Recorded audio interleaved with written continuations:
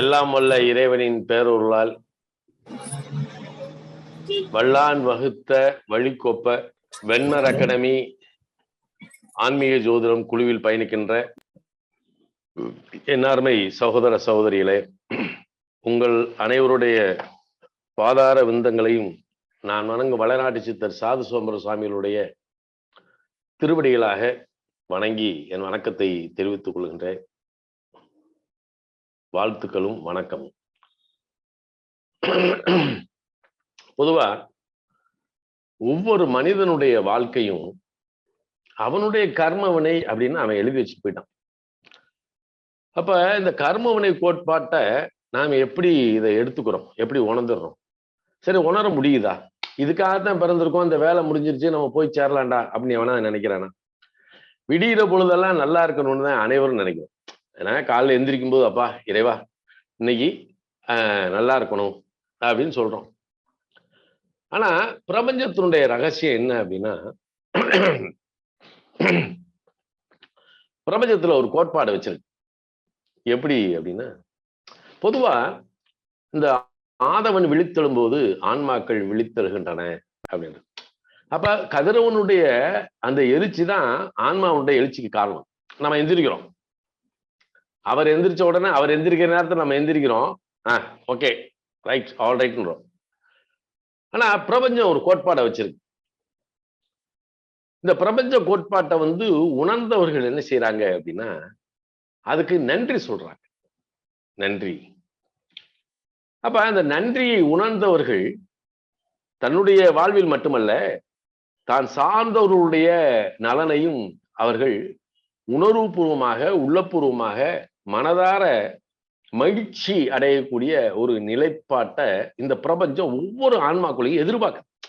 நான் என்ன சொல்றேன்னா, எதிர்பார்க்கு. எப்படி அப்படின்னா, பகைவனையும் மன்னிக்கக்கூடிய ஒரு நிலைப்பாடு நமக்கு உண்டு, வரணும்.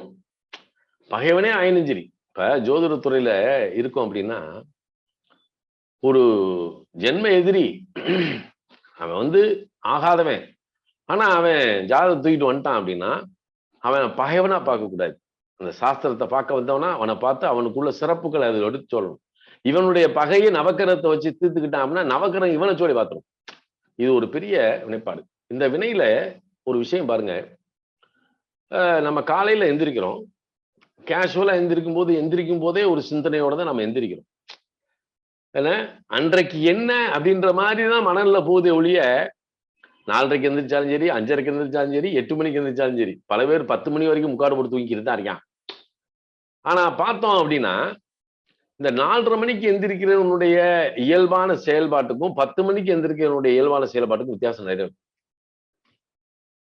அவன் பொழுதுலயே எப்படி வச்சிருக்கான் தெரியுமா?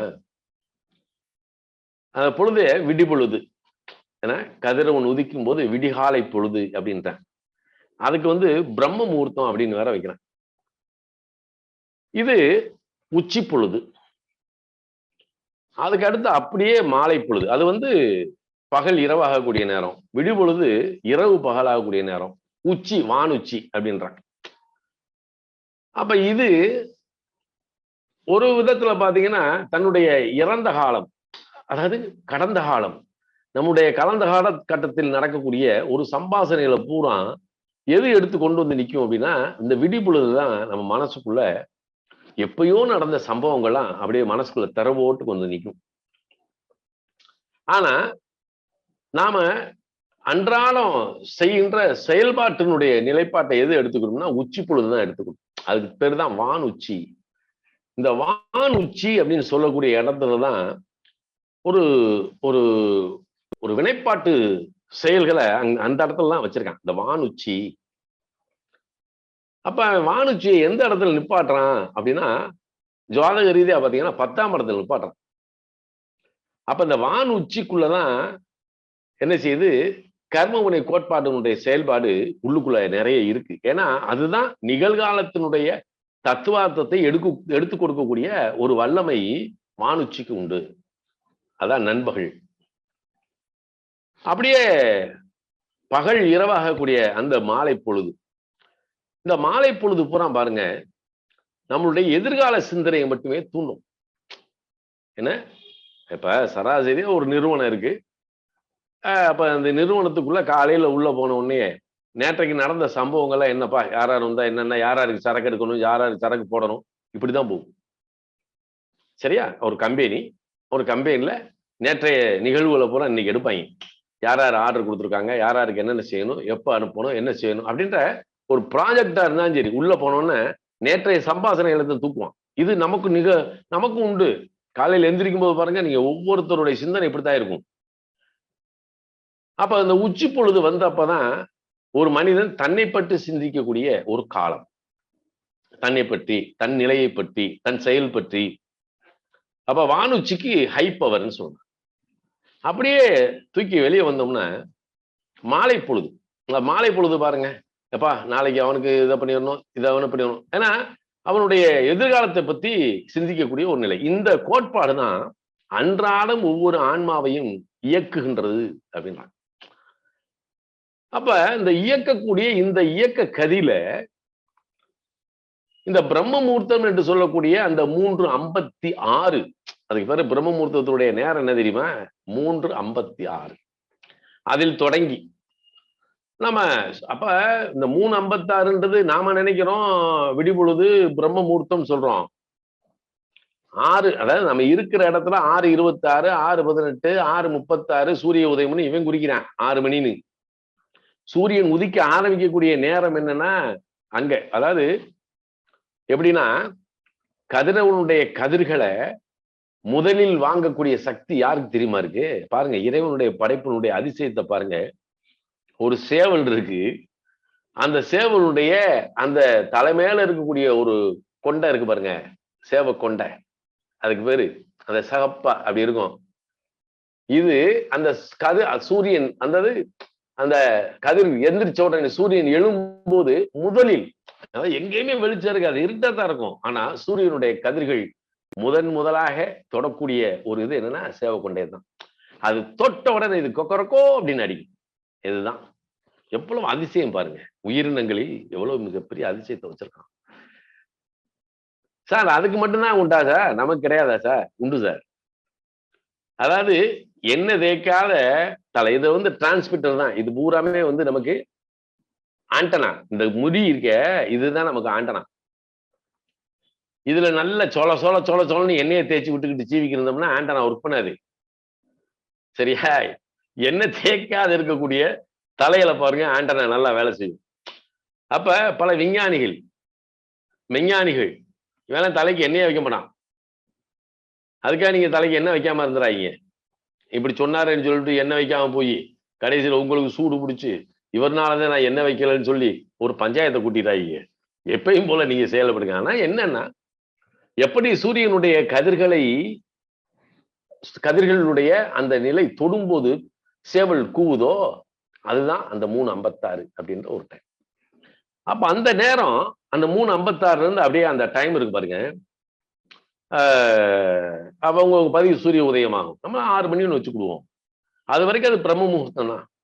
ஒரு காலகட்டம் இதெல்லாம் ஆசைக்கு அடிபணிந்த, ஆசைக்கு வயப்பட்ட மனிதர்கள் வாழும் இந்த கூட்டம் இல்லாது. காலையில் எந்திரித்த உடனே தன்னுடைய கடமைக்காக கலப்பையை தூக்கி ஏறுலோ போனானே ஒரு குலன், எந்த விதமான எதிர்பார்ப்பும் இல்லாமல் இயல்பான உழைப்பு, யதார்த்தமான வாழ்க்கை என்ற வாழ்க்கை, பொருளாதாரத்தை பற்றி சிந்திக்கிறதே இல்லை. அப்படிப்பட்ட ஒரு காலகட்டம். அவங்களுக்கு தான் அந்த இது நல்லாவே வேலை செஞ்சு. அப்படி ஒரு காலகட்டத்துல அவர்கள், நமது முன்னோர்கள் என்ன செஞ்சான்? அந்த பிரம்ம முகூர்த்தத்துலதான் முகூர்த்தத்தை வச்சான். தாலி அப்படின்னு பிரம்ம முகூர்த்தம் கேட்டான். அதுக்கு அமாவாசை கிடையாது, பாட்டிமா கிடையாது, அட்டமி நவமி கிடையாது, சனி செவ்வாய் கிடையாது, எந்த நாளும் கிடையாது. பிரம்ம முகூர்த்தத்துக்கு இந்த நாள் நட்சத்திரம் கோட்பாடே கிடையாது. நல்லா தெரிஞ்சுங்க. அப்ப பிரம்ம முகூர்த்தத்துல அவன் எந்திரிச்சுட்டா, ஏப்பா உன் மகளை அவனுக்கு கட்டி வச்சிருவாப்பா, சரி ரைட்டு. பிள்ளை பிறந்தவனே பிக்ஸ் பண்ணிடுவான் என்ன இருக்குன்னு. அந்த பிள்ளை மெச்சூர்ட் ஆயிரும். 12 வயசு மெச்சூர் ஆனு 13 வயசுல கட்டி வச்சு விடுவான். பந்தலை போடுவான். அதிகாலை முகூர்த்தத்துல தாலியை கட்டிடுவோம். அப்படி எந்த விதமான ஜாதகத்தை எடுத்து பொருத்தம் பார்க்காம இன்னாருக்கு இன்னார் என்று பெரியோர்களால் நிச்சயிக்கப்பட்ட அந்த சிறுவர்களுடைய திருமணம், அன்றைக்கு சிறுவர்கள் திருமணம் தான் சொல்லணும், சட்டப்படி இது குற்றம் நிக்கலாம். அப்ப அந்த காலகட்டத்தில் பிரம்ம முகூர்த்தத்துல திருமணம் பண்ணா. அப்படி திருமணம் பண்ணும்போது அங்கே எந்த பெண்களும் மலட்டுத்தன்மையில் இல்லை. குழந்தை பேரு 10, 12, 18 அப்படின்னு எக்கச்சக்கமா பத்துக்கிட்டான். ஏன்னா யாருக்கும் குழந்தை பேர் இல்லைன்னா இல்ல, எல்லாமே இருந்துச்சு. அவன் உலகிலுடைய வாழ்க்கை எப்படி இருந்துச்சு? பெண்கள் காட்டுக்கு போயிட்டு வந்தோன்னு மாலையில வந்தோன்னு மசாலா அரைச்சாங்க. ஏன்னா இன்னைக்கு கார்த்திகை அப்படின்னா இன்னைக்கு கார்த்திகை அப்படின்னா எங்க வீட்டுல எல்லாம் இன்னைக்கு இட்லி தோசை இருக்கும்னு எங்களுக்கு தெரியும். ஏன்னா கார்த்திகை விரதம், காலையில் இட்லி தோசையை போட்டுருவாங்க. மாதப்பிறப்பு மாசப்பிறப்பா இருந்தா இட்லி தோசையை போட்டுருவாங்க. எங்க அம்மா எடுத்து மாவை ஆட்ட போகுதுன்னா இன்னைக்கு மாசப்பிறப்பா இருக்கணும், இல்லாட்டி கார்த்திகையா இருக்கணும். எங்களுக்கு தெரிஞ்சு போகும். இத்தனைக்கும் குக்கிராமம், பெரிய காலண்டர்லாம் அங்க தொங்க போடல. அவங்க ஒரு கணக்கான ஒரு வாழ்க்கையில தான் வாழ்ந்தாங்க. அப்ப இயல்பான வாழ்க்கை, யதார்த்தமான போக்கு. அவைகளுக்கு பெரிய நோய் நொடி அது இதெல்லாம் இல்லை. என்றைக்கு மனிதர்கள் பணத்தின் மீது ஆசை வைத்து அந்த தன்னுடைய வாழ்க்கையில வசதி வாய்ப்புகளை கூட்டிக்கணும்னு நினைச்சானோ அன்னைக்கு தான் இந்த நோய் நொடிகள்ல இருந்து எல்லாமே வந்து குரோதம், காமம், குரோதம், லோபம், மதம், ஆச்சரியம் எல்லாம் எந்திரிச்சு. இவன் சொல்றான் என்ன, ஆணவம், கண்மம், மாயையெல்லாம் அழிச்சாத்தான் ஆன்மீகத்துக்குள்ள வர முடியும். உண்மைதான், எவன் விடுவான்? சாமியார்களுக்கே இருக்கு. ஏமா கொஞ்சம் தண்ணி கொடுமா, என்ன சாமியார்களுக்கே இந்த கோணம் இருக்கு. அப்புறம் எங்க போறது? இன்னைக்கு கர்நாடகாவில் பாத்தீங்கன்னா ஒரு மடாதிபதி அழிக்கிறதுக்கு இன்னொரு மடாதிபதி ஒரு பெண்ணை ஏவி விட்டு அந்த மடாதிபதி சொத்தை பூரா அழிக்கிறதுக்கு ஏற்பாடு பண்ணியிருக்கான். எப்படி இருக்கு பாருங்க. கடைசியில் ஒரு மடாதிபதி தூக்கு போட்டு செத்ததான் மிச்சம். அப்ப அவங்களுக்கு எங்க ஆன்மீகம் வரும்? ஆன்மாவை உணர்ந்தவர்கள் யார்? ஆன்மாவை உணரக்கூடிய நிலைப்பாடு யாருக்கு கிடைக்கும்? அப்ப ஆன்மா என்பது என்ன? ஆன்மாவுடைய உணர்வை, அதாவது ஆன்மா அப்படின்றது எந்த நிலையில அவனுக்கு வந்து இருக்கின்றதை எப்படி அறிமா? யோசிச்சு பாருங்க.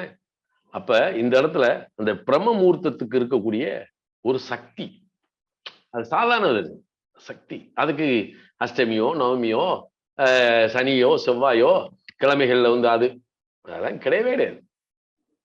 ஆனால் பிற்காலகட்டத்தில்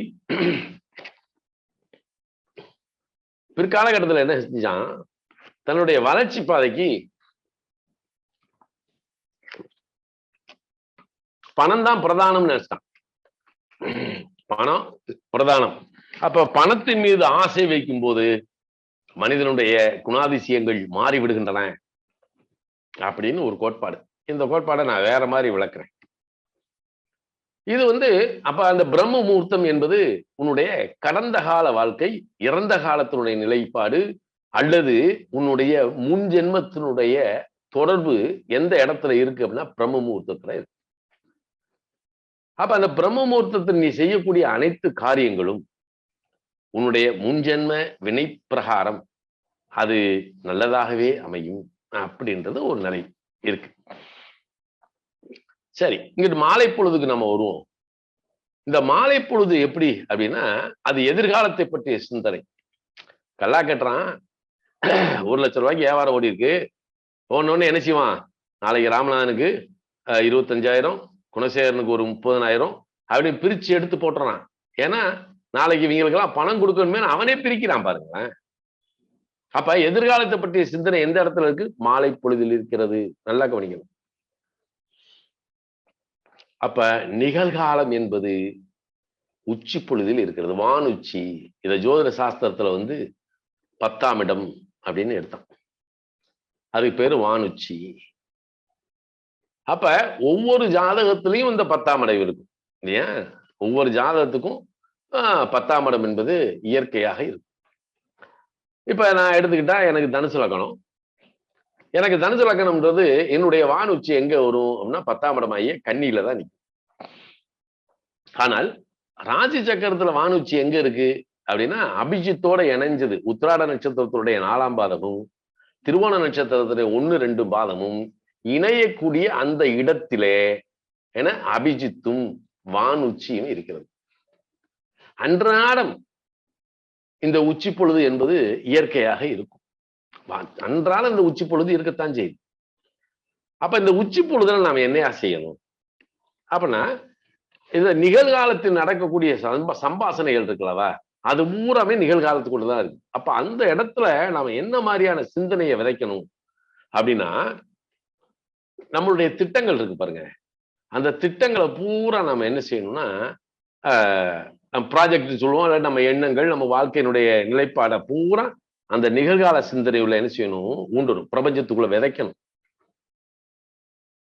அப்ப இந்த வானுச்சியில விதைக்கக்கூடிய விதை அப்படின்றது, நம்மளுடைய எண்ணம் என்பது எப்படிப்பட்ட எண்ணங்களாக நம்ம விதைக்கிறோம் அப்படின்றது ஒரு பக்கம் இருக்கு. அப்ப அந்த மாலை பொழுது இருக்கு பாருங்க, பகல் இரவாகக்கூடிய அந்த காலகட்டம், அது எதிர்கால சிந்தனையோடு இருக்கக்கூடியது. சரியா? எதிர்காலம் நல்லா கவனிச்சுக்கணும். எதிர்காலம் இதை செம்மைப்படுத்திட்டீங்கன்னா உங்களை அசைச்சுக்கிறதுக்கு ஆளே கிடையாது. இப்ப நான் சொல்றதை நீங்க புரிஞ்சுக்கிட்டீங்க அப்படின்னா, செயல்பட ஆரம்பிச்சிட்டீங்கன்னா உங்களுக்கு இந்த பிரபஞ்சம் வசப்படும். அதுக்கு நான் பல விஷயங்களை சொல்றேன். அப்ப இந்த மாலை பொழுது என்ன சொல்றான், பகல் இரவாகக்கூடிய நேரம், அதுக்கு பேரு கோமுகி லக்கணம் அப்படின்னு பேரு. கோமுகினா அந்த மாலையில பசுக்கள், மேய போன பசுக்கள் வீடு திரும்புற நேரம். சரியா? பாருங்க எப்படி எல்லாம் எடுக்கிறான்னு. காலையில வீட்டுல இருக்கக்கூடிய பசுக்கள்லாம் காட்டுக்கு மேய போகக்கூடிய இடம். இது இப்படி போய் இப்படி வருது. அப்ப இப்படி ஒரு ரவுண்ட் பண்ணி இப்படி ரவுண்ட் பண்ணுங்க, நடுவில் ஒரு கண்ணு மாதிரி வைங்களேன், அதான் கண்ணு. இப்ப பாருங்க, இந்த விஷயத்துக்கும் இந்த கண்ணுக்கு எவ்வளவு பெரிய சம்பந்தம் இருக்குன்னு இப்ப நம்ம எடுப்போம். அப்ப இந்த மாலை பொழுது ஆச்சு, பகல் இரவாகக்கூடிய நேரத்தில், அந்த காலகட்டத்துல நம்முடைய எதிர்கால சிந்தனை ஒண்ணு இருக்கு இல்லையா, நம்ம ஆசைப்படலாம், எல்லாத்துக்கும் ஆசைப்படணும். அப்ப ஒருத்தன் என்ன செய்யறான், படிச்சுக்கிட்டு இருக்கான், படிக்கிறான், ஒரு +2 படிக்கிறான்னு வைங்களேன்.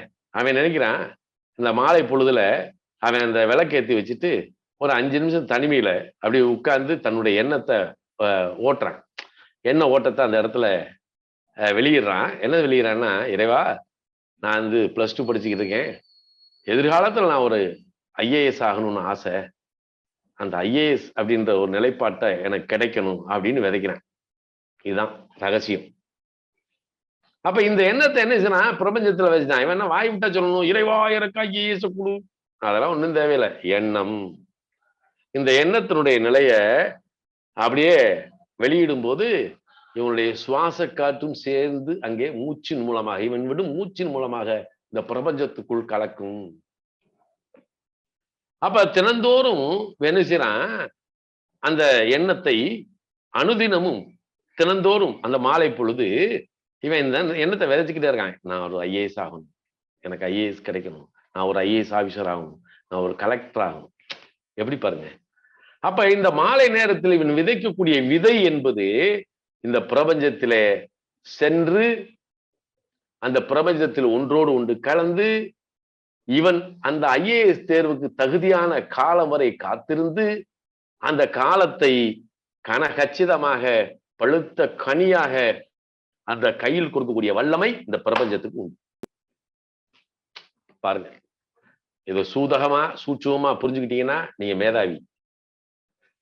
ஏன்னா இதுக்குள்ள இருக்கக்கூடிய அந்த ஒரு விஷயத்தை நான் சேர்த்து சொன்னேன்னா அது உங்களுக்கு குழம்பி போய்ங்க.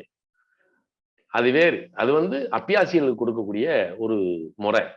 அந்த அப்பியாசிகளுக்கு கொடுக்கக்கூடிய முறை உங்களுக்கு வேண்டாம். ஆனால் இதுலதான் வல்லமை இருக்கிறது. அப்ப காலை பொழுது என்பது நம் கடந்த காலத்தினுடைய நிலையை ஒத்து இல்லையா? அப்ப நாம எந்திரிக்கும் போது என்ன செய்யணும், காலையில எந்திரிக்கும் போது, இறைவா, இன்றைய பொழுதெல்லாம் எனக்கு உன்னுடைய அருட்கடாட்சத்தாய் மிக சிறப்பானதாக, நன்மை பயக்கக்கூடியதாக, என எல்லோரிடம் அன்பு செலுத்தக்கூடியதாக நீ எனக்கு உருவாக்கி கொடு அப்படின்னு சொல்லணும். அதே நேரத்துல இன்னொன்னு ஆழமா விதைக்கணும். என்ன வேணும் விதைக்கணும்னா, அந்த எந்திரிக்கும் போது, இறைவா, இந்த உலகத்தில் பிறந்த எல்லா உயிர்களையும் காக்கும் நீ என்னையும் காத்தருள், என்னை காத்தருள்வது போல் நீ எல்லோரையும் காத்தருள வேண்டும் இறைவா அப்படின்ற ஒரு வாசகத்தை அங்க விதைக்கணும். இதுதான் முக்கியமானது. அப்ப என்னை காக்கக்கூடிய நீ எல்லோரையும் காத்தருள், எல்லோரையும் காத்தருளக்கூடிய நீ என்னையும் காத்தருள். இவ்வளவுதான் இந்த பிரபஞ்ச ரகசியம். இதை சொல்லிட்டு அவன் வெளியே வரும்போது இப்படி வெளியே வர்றான், வீட்டை விட்டு தானே, அவன் வாக்கிங் போகலாம், கொள்ளைக்கு போகலாம், பால் வாங்க போகலாம், சரியா, அவன் எதுக்கும் ஒன்று போகலாம். ஆனால் வெளியே வரும்போது அவன் எவன் ஒருவன் வீட்டை விட்டு வெளியேறும்போது வானத்தை அண்ணாந்து பார்க்கின்றானோ அவனுக்கு இந்த பிரபஞ்சம் பயப்படும். எப்படி பாருங்க, என்ன பிரபஞ்சம் பயப்படும். எப்படி அப்படி இறங்கணும்னு பூமி பூமாதேவியில காலை வச்சோன்னு என்ன செய்யணுமா, எர்த்து கொடுத்தோடனே வானத்தை அண்ணாந்து பார்க்கணும். எவன் மேற்பார்வையில் இருக்கின்றானோ அவன் ஞானி, எவன் பூமியை நிற்கின்றானோ அவன் அஞ்ஞானி. மாற்று இவ்வளவுதான். எவன் உயர்ந்த பார்வையாக அண்ணாந்து பார்த்து, அதாவது வானத்தை பார்ப்பவன், மேனோக்கு பார்வைன்னு அர்த்தம் அதுக்கு. அப்படி மேனோக்கு பார்வை எவன் பார்க்கின்றானோ அவன் ஞானி, அவன் கீழ்நோக்கு பார்வையை பார்த்தால் அவன் அஞ்ஞானி. அவன் மேல்நோக்கு பார்வையிலேயே இருக்கும்போது அவனுடைய ஞானம் நன்றாக வேலை செய்கிறது, அவனுடைய அறிவு நன்றாக வேலை செய்கிறது, அவனுடைய சிந்தனை அவனுக்கு வயப்படுகிறது, மனம் சற்று அவனை மனத்தை தன்னை அடக்கக்கூடிய நிலைக்கும் மனம் செம்மைப்படுகின்ற நிலையும் அண்ணாந்து பார்ப்பவனுக்கு கிடைக்கிறது. அது நாபிக் கமலத்திற்கு மேல் இருக்கக்கூடிய அனைத்து உறுப்புகளையும் வேலை செய்ய வைக்கிறது. நல்லா தெரிஞ்சுக்கணும். இங்கதான் சூட்சமா விதைக்கிறான். என்ன செய்யறான், நாபிக் கமலம் என்ற அந்த மணிபுர சக்கரத்திற்கு மேல் இருக்கக்கூடிய அவயங்கள் அனைத்துமே மேனோக்காக பார்ப்பவனுக்கு செம்மைப்படும் அப்படின்றான். சாதாரண விஷயம் இல்லது. உயர்ஞான தத்துவத்தினுடைய முதல் படியே இதுதான். அப்ப என்ன சொல்றான், இந்த தொப்புள் அறுத்து அடைக்கப்பட்ட அந்த வாசல் இருக்க, அதுக்கு மேல இருக்கக்கூடிய அவயங்கள் அனைத்தும் இவனுக்கு கண்ட்ரோல் ஆயிடும். மேற்பார்வை பார்ப்பவனுக்கு, கீழே பார்ப்பவனுக்கு பூராமே நாபிக் கமலத்துக்கு கீழ் இருக்கக்கூடிய அனைத்து உறுப்புகளும் வேலை செய்யும் அர்த்தம். அப்ப என்ன வேலை செய்யும் நீங்களே யோசிச்சுக்குங்க. கீழே பார்த்தா, பூமியை பார்த்தா, இப்ப நம்ம மேல பார்ப்போமா கீழே பார்ப்போமா? இதுதான். இதைத்தான் 96 தத்துவத்துல, இந்த உடற்கூறு தத்துவத்துல தூக்கி வச்சுட்டாங்க. இந்த 96 தத்துவத்தை நான் விளக்குனேன்னு வைங்க, நீங்க எல்லாருமே அடுத்த நிமிஷம் அப்படியே ஒரு கோமலத்தை கட்டிக்கிட்டு ஜெய ஜெய சங்கர ஹரஹர சங்கரான்றீங்க. இதை கடந்தேன் நான், அதாவது இதெல்லாம் கடந்துதான் வந்தோம். இல்ல 96 தத்துவத்தை உணர்ந்தவன் தான் ஞானி. அப்ப அந்த இடத்துலதான் நம்ம என்ன செய்யணும்னா, இந்த மேலோக்கு பார்வை நமக்கு வேணும். அப்ப வீட்டை விட்டு வெளியேறும் போது இந்த பூமியை தொட்டு கும்பிட்டு அப்படி அண்ணாந்து பார்த்தால் அவனுக்கு இந்த உலகம் வசப்படும், பிரபஞ்சம் வசப்படும். ஒரு சிம்பாலிக்கா சொல்லியாச்சு.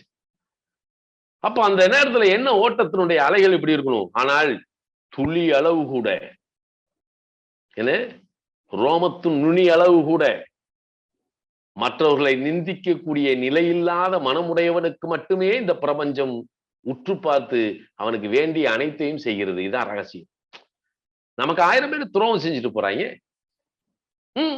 Take it easy. இறைவா அவனுக்கு நன்றி அப்படின்னு சொல்லுங்க. யாரு என்ன செஞ்சாலும் அவனுக்கு நன்றி. Okay, that's good. நல்லா இருக்கட்டும், நல்லா இருக்கட்டும், நல்லா இருக்கட்டும். அதை சொல்லி பழகும்.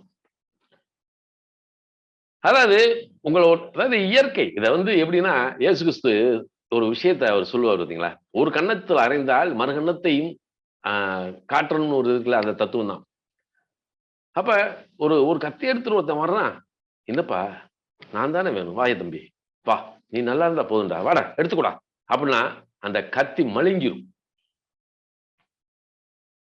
என்ன அப்ப இந்த மனதிற்குள் இருக்கக்கூடிய அந்த ஆசையை அல்லது குரோதம் என்பது எந்த இடத்துலையும் குரோதமே இருக்கக்கூடாது. அப்ப சின்ன சின்ன உதவிகளுக்கு கூட நன்றி சொல்லணும். சின்ன சின்ன உதவிகள் நீங்க நன்றி சொல்லி பாருங்களேன். அப்ப இறைவா, அதாவது தட்டுல சாப்பாடு போட்டிருக்கோம், அந்த பருக்க விதைக்கும் போது அது விளைஞ்சு அதை அறுக்கும் போது அதுல தவறி களத்துக்கு களத்துல மாடு கட்டி போரடிச்சு அது மூட்டையில கட்டுற வரைக்கும் அது மூட்டைக்குள்ள வந்து அது கிட்டங்கிக்கு போய் குழுக்கைக்கு வந்து குழுக்கையில இருந்து அண்ணன் நம்ம மில்லுக்கு போய் ரோதைக்கு, அதாவது மில்லுன்னு சொல்லுவோம், கிராமத்துல ரோதைன்னு சொல்லுவாங்க, மில்லுக்கு போய் அரைச்சு அது வீட்டுக்கு வந்து அது நம்ம அந்த அலுமினிய சட்டிக்குள்ள போய் அரிசி அதாவது சோறாகி தட்டுக்கு வருது பாருங்க, எவ்வளவு கொடுப்புன்னு இருக்கு. அப்ப அந்த சோத்தை வீணாக்கலாமா? அப்ப அந்த எண்ணத்தை போட்டுக்கும் போது நம்ம என்ன வேண்டணும்னா, இறைவா என்னுடைய பசியை வந்து நீ ஆத்திட்ட, எனக்கு வயிறார சாப்பாடு கொடுக்குற, இதே மாதிரி எல்லா உயிர்களுக்கும் நீ வந்து அன்னம் கொடுக்கணும் இறைவா அப்படின்னு சொல்லியாச்சுன்னா, அவன் வீட்டுக்குள்ளதான் அன்னலட்சுமி உள்ள ஏறுவான். அன்னலட்சுமி உள்ள வந்துருவான். ஆஹா, ஒரு குறை இருக்காது. இப்ப சாதாரணமா பாத்தீங்கன்னா, நாளைக்கு ரோகிணி நட்சத்திரம், இன்னைக்கு கிருத்திய, நாளைக்கு ரோகிணி, அது வியாழக்கிழமையும் ரோகிணி வருது, ஓகே.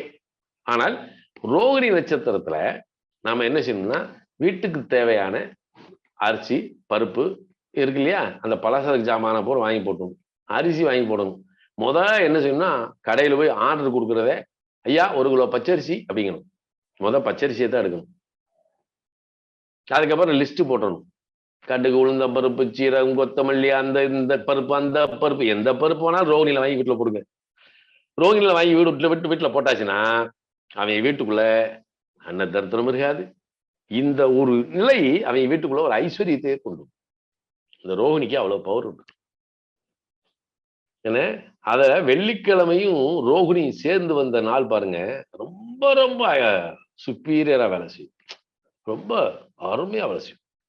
அன்னைக்கு வாங்கி போடணும். அதே இது இன்னைக்கு புதன்கிழமை கார்த்திகை நட்சத்திரம் அப்படின்னு சொல்றோம். ஆனா இந்த கார்த்திகை நட்சத்திரத்துக்கு ஒரு பவர் ஜாஸ்தியா உண்டு. இன்னைக்கெல்லாம் பாத்தீங்கன்னா சரி, இன்னைக்கு என்ன செய்யணும் அப்படின்னா, ஐ டெஸ்ட் பண்ணிடக்கூடாது, பல்லு வலின்னு உள்ள போயிடக்கூடாது. இது ரெண்டும் போயாச்சுன்னு சரி, அதனாலேயே பிரச்சனை வரும். இது ரெண்டையும் நம்ம பார்த்துக்கணும். இன்னைக்கு சாதாரணமா ஒண்ணும் இல்லை, நீங்க ஒன்றும் இப்ப ஒரு நமக்கே வச்சுக்கோங்களேன், நம்ம உடம்பியா உடம்பெல்லாம் சரியில்லாமே இருக்கியா, என்னத்த சொல்ல அப்படின்னா, அவன் ஒரு காலகட்டத்தில் சொல்லியிருக்கான், காலையில் இஞ்சி, கடும்புகள் சுக்கு, மாலையில் கடுக்காய் எடுத்துக்கிறவனுக்கு கோல் ஊன்றி வாழ்வோனும் கோல் எரிந்து வாழ்வான் அப்படின்னு அவன் சொல்லியிருக்கான். என்ன சொல்லியிருக்கான்? காலையில் இஞ்சி, கடும்புகள் சுக்கு, மாலையில் கடுக்கா, இந்த 3ஐயும் நாம எடுக்க ஆரம்பிச்சிடும் வைங்கள, அதுலயும் நமக்கு வயிறு செரிமானம் இல்லை, பொறுமிக்கிட்டே இருக்கு, உப்பிசம் ஆகுது, செமிக்க மாட்டேங்குது, புளிச்சேப்பம் அந்த மானைக்கு இருக்கு, அப்படியே அந்த வயிற்றுக்குள்ள இருக்கக்கூடிய கேஸ் அப்படியே இருதயத்துக்குள்ள வந்தோடனே இருதயம் என்னத்தையும் பட்டக் பட்டக் பட்டக்குன்னு அடிக்கிற மாதிரி இருக்கு. ஏன்னா பல பேர் இந்த கேஸ்ட்ரிக் ஃபார்ம் ஆகி என்ன செய்யும்னா, பூர நட்சத்திரம் தான் வந்து இறப்பை. இந்த பூர நட்சத்திரம் இறப்பை இருக்க, அந்த இறப்பையிலிருந்து செமிக்கலை அப்படின்னு வைங்களேன், பித்தப்பை தான் மகன் வந்து பித்தப்பை. அந்த பித்த நீரானது என்ன செய்யும், இறப்பைக்குள்ள வந்து விழுந்து அந்த உணவெல்லாம் நொதியாக்கி அத டியோட்டினம் அப்படின்னு சொல்லக்கூடிய அந்த இறப்பையிலிருந்து சிறுகுடல் பகுதிக்கு தள்ளும்.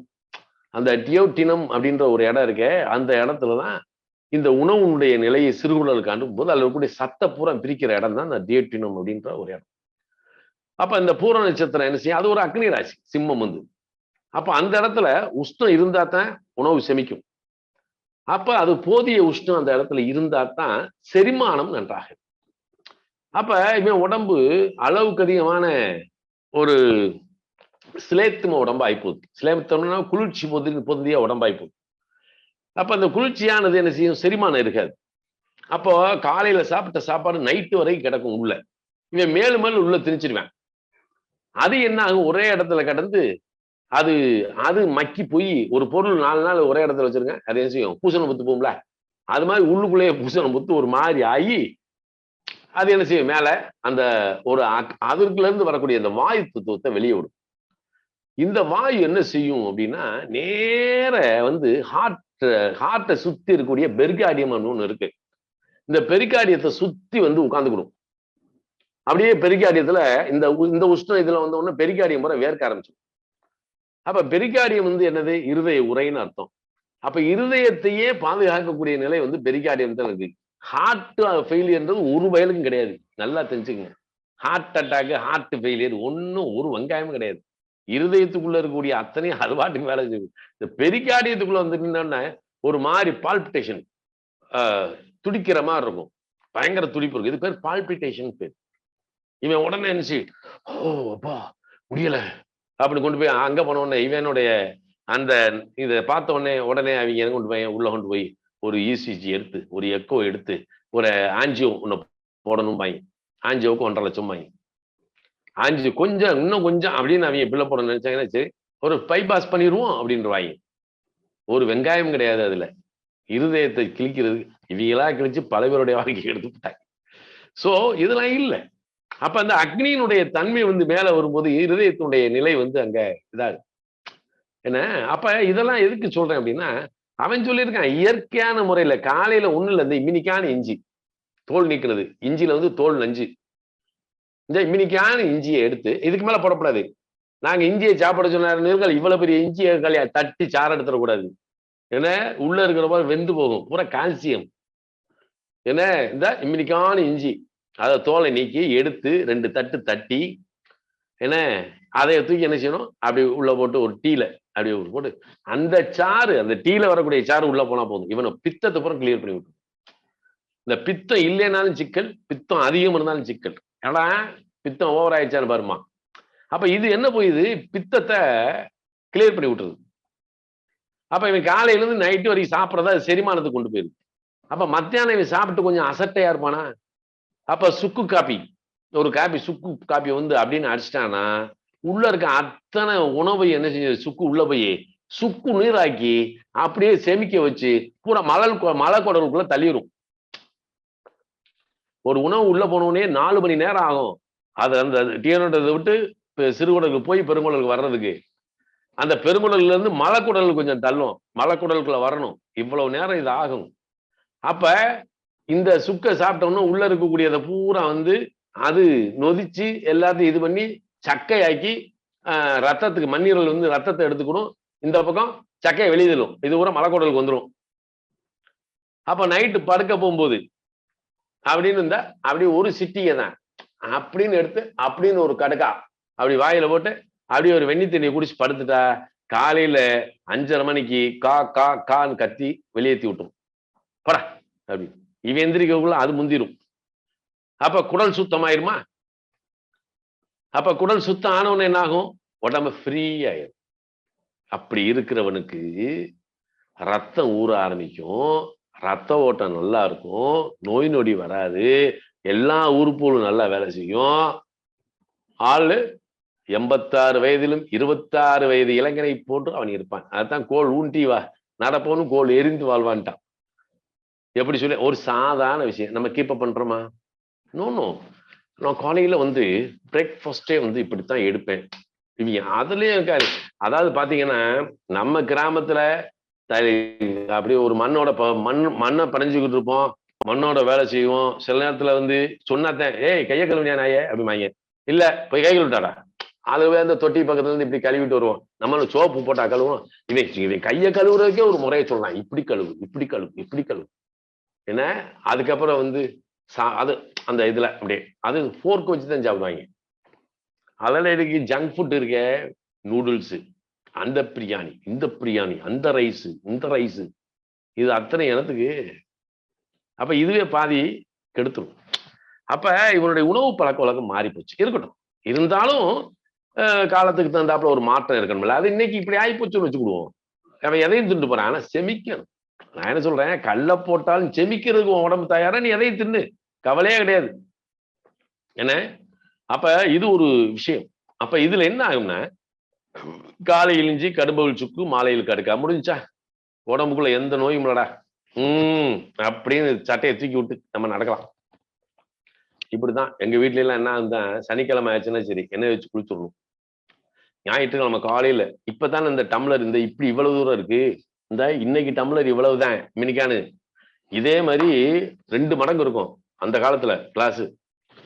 ஞாயிற்றுக்கிழமை காலையில அப்படி எந்திரிச்சு பல்ல விளக்கிட்டு அப்படி அப்படி வர்றதுக்குள்ள திண்ணையில 3 டம்ளர்ல வேப்பலச்சாறு இருக்கும். 3 டம்ளர் வேப்பலைச்சாறு எனக்கே எங்க அண்ணனுக்கு எங்க அக்காவுக்கு.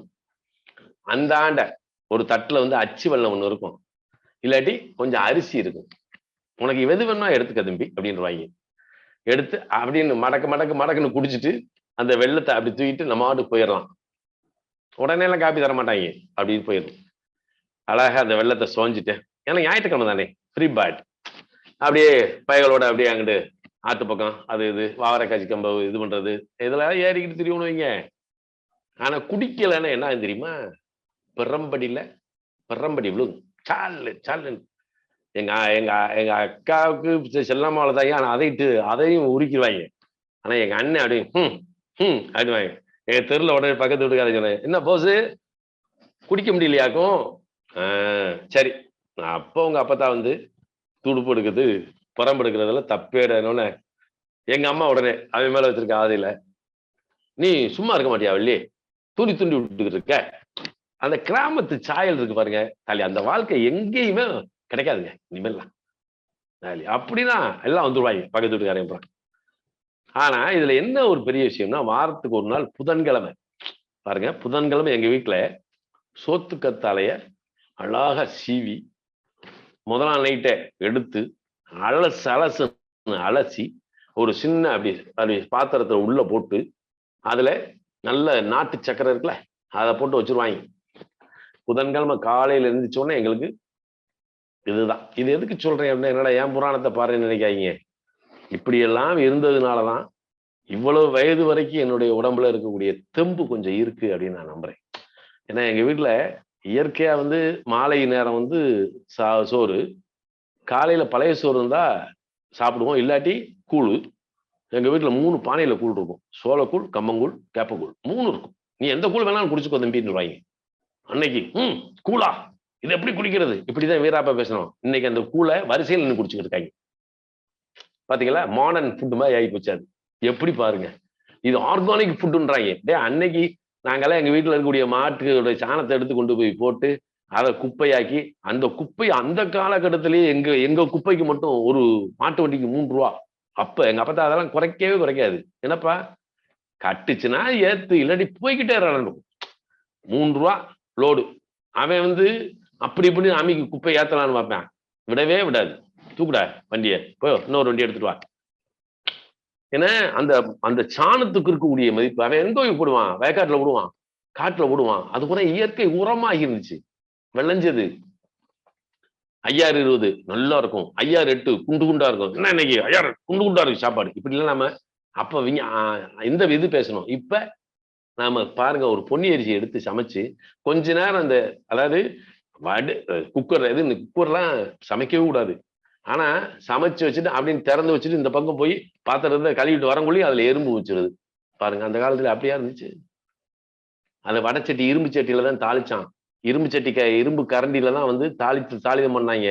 இரும்பு சட்டியில தான் வந்து மற்றதெல்லாம் வந்து இது பண்ணாங்க. அது எதுக்கு, அயச்சத்தை கூட்டுறதுக்கு.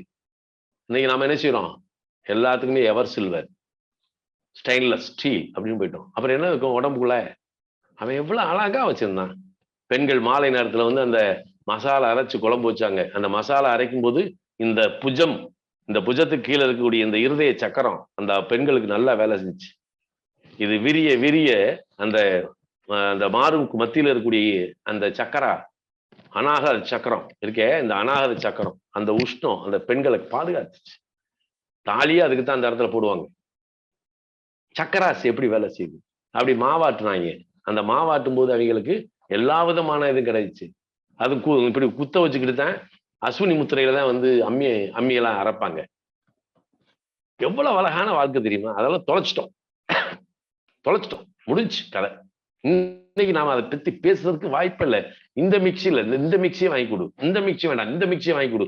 அதுவும் அதுவும் அந்த வெட் கிரைண்டர் இருக்க, அது கிரைண்டர் அதுவா ஓடி அதுவா சாஞ்சிடுமா. அந்த மாவை கூட எடுக்க முடியாதான், அதுவா சாஞ்சு கொட்டும். அந்த கிரைண்டர் வாங்கி கொடு. எப்படி போயிட்டாங்க வரீங்க உலகம். அப்ப இந்த இடத்துலதான் வாழ்க்கையினுடைய நிலைப்பாட்டை மாற்றுவதற்கு இனி முடியுமா, முடியாது. சரி, உறவுகளை நம்ம வச்சிருக்கோமா. இந்த உறவுகள்னு ஒண்ணு இருந்துச்சு எங்க வீட்டுல எல்லாம். கெஸ்ட் வந்து ஒரு வாரம் உட்கார்ந்து தின்னு திம்பாங்க. அதுல கலவைகளுக்கு எல்லாமே எடுத்து போடணும். போகும்போது ட்ரெஸ் எடுத்து கொடுங்க எங்க அப்பதான். எங்க சொத்து அழிஞ்சது காரணமே எங்க அப்பத்தாதான். ஏதாவது இப்படி இந்த சொந்தக்காரங்களுக்கு செஞ்சுதான் அவன் நல்லா உசு உசுன்னு போட்டா எங்க நம்ம அவங்க வீட்டுக்கு போறது இல்ல, சொந்தம்னு வந்துருவாங்க. அப்ப உறவுகளை மேம்படுத்தணும்.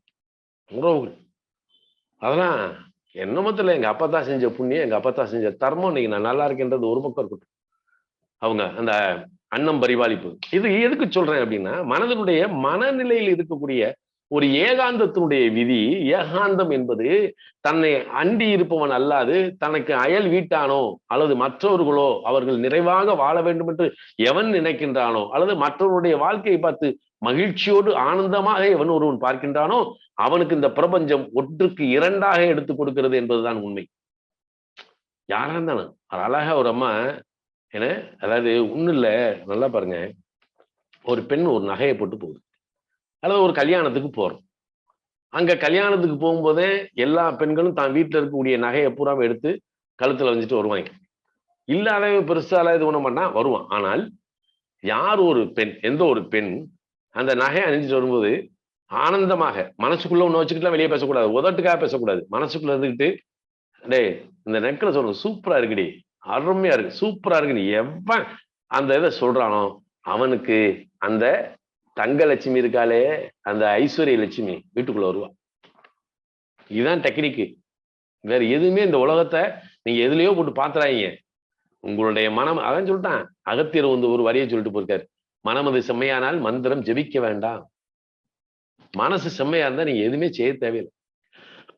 அப்ப இந்த இடத்துல மனமது செம்மையானால் அப்ப மனசு ஆனந்தமா பாக்கு. நான் ஒரு ஒரு ஒரு ஒரு டெக்னிக் சொல்லித்தரேன் பாருங்க. அப்ப இந்த முக்காலத்தை வந்து நீங்க இந்த உணர்நிலையில கொண்டு போகணும். அப்ப மாலை நேரத்தில் உங்களுடைய எண்ணத்தை, எதிர்காலத்தினுடைய நிலையை ஒரு ஒரு சாம்பிளுக்கு சொல்றேனே, இப்ப நம்ம வீட்டுல ஒரு பீரோ இருக்கும். இந்த பீரோக்குள்ள நம்ம வீட்டு தாய்மார்களுடைய ட்ரெஸ் தான் ஃபுல்லா இருக்கும். இது அந்த பீரோ கம்பெனிக்காரன் தெரிஞ்சுதான் இப்படி ரேக் ரேக்கா வச்சோம்னா துணிமணியை தான் அடைப்பாங்க, வீட்டுக்குள்ள நகை நட்டு காசு பணம் வைக்கிறதுக்கும் ஒண்ணும் இருக்காது, இடம் விட மாட்டாங்கன்னு சொன்னா அதுல ஒரு லாக்கரை போட்டு கொடுத்தான். யாரு? பீரோ கம்பெனிக்காரன். பாத்தீங்களா? பீரோல ஒரு லாக்கர் இருக்கும், அதை மட்டும் ஏன்னா அதுக்குள்ள துணி வைக்க முடியாது, காசு வைக்கலாம், நகை வைக்கலாம், அதை மட்டும் அவன் டெக்னிக்கா நமக்கு பண்ணி கொடுத்துருக்கான். அவனை வாழ்த்தணும். இந்த பீரோவை கண்டுபிடிச்சான் பாருங்க, அவனை வாழ்த்தணும்.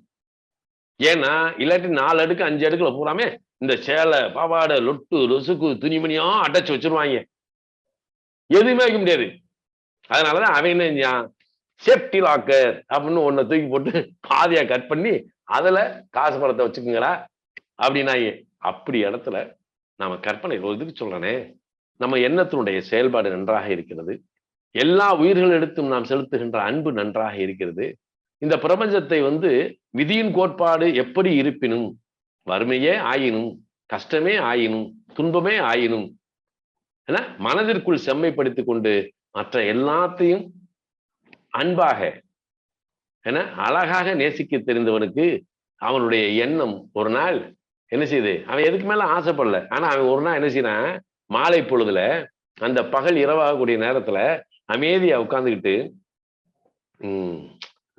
சரி இது இன்னி விளைஞ்சி இது கொண்டு போய் நம்ம போட்டு காசு வரும், காசு வரணும், ஒரு நாள் வந்து நம்ம பீரோ நிறைய ஒரு காசு வைக்க முடியலையே, பணத்தை அடுக்கணும்னு, பணத்தை அடுக்கிருந்தா எப்படி இருக்கும் அப்படின்னு ஒரு ஆசைப்படுறேன். என்னைக்கும் இல்லாத ஆசை, நல்லா கவனிங்க, யதார்த்தமான ஆசை. அப்ப அவன் ஆசைப்படுறான், இது கேஷுவல் ஆசைப்படுறான், அதுக்கப்புறம் மறந்தே போயிடுறான். ஆனால் இந்த பிரபஞ்சம் ஒரு நாள் அவருடைய அந்த பீரோக்குள்ள அடுக்கடுக்காக பணத்தை கொண்டு கொடுக்கும். இதுதான் உண்மை. புரியுதா? அப்படி அப்ப மாலையில் விதைக்கக்கூடிய எண்ணத்திற்கு ஒரு செயல்பாடு இருக்கு, காலையில் விதைக்கக்கூடிய விதைக்கு ஒரு செயல்பாடு இருக்கு. ஆனால் உச்சி பொழுதில் நாம் எண்ணுகின்ற எண்ணம்தான் நம்மளுடைய இயல்பான வாழ்க்கையினுடைய செயல்பாடு. இத்தனையும் இதுக்குள்ள வச்சிருக்கான். இப்ப இது முக்காலம், இதுக்குத்தான் முக்குற்றம்னு வச்சிருக்கான். இதுக்கு பேரு முக்குற்றம்னு ஒண்ணு இருக்கு. இதுக்கு அடுத்து வந்து என்னன்னா இதுக்கு முக்குற்றம். இதை நான் கொண்டு போய்த்தான் இந்த முக்குற்றத்தினுடைய விதியைத்தான் அசுபதி மகமூலத்துல கொண்டு போய் எடுத்தேன். வேற எதுலையும் இல்லை. ஆழமா சிந்திக்கும் போது இந்த முக்குற்றம் எங்கடா இருக்கு, அப்ப ஜோதிடத்துக்குள்ள எங்கடா இருக்கு அப்படின்னு உள்ள போனேன். அங்க உள்ள போகும்போதேன் அசுபதி மகம் மூலம் இதுதான்டா முக்கூற்றத்தினுடைய நிலைப்பாடு அப்படின்ட்டான்.